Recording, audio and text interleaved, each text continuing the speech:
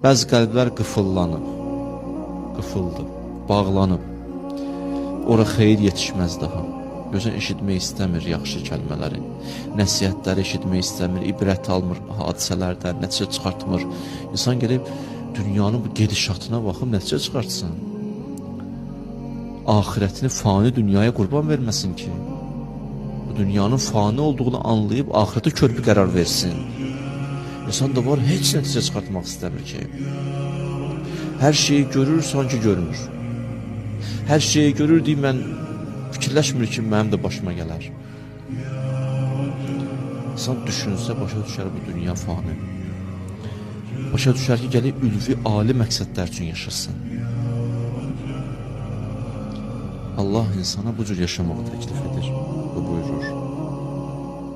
Buyurur, bəzi insanların qəlbi qıfıllanıb. Axı qəlb qıfıllanıbsa, bir açana ehtiyac var, bir açara ehtiyac var.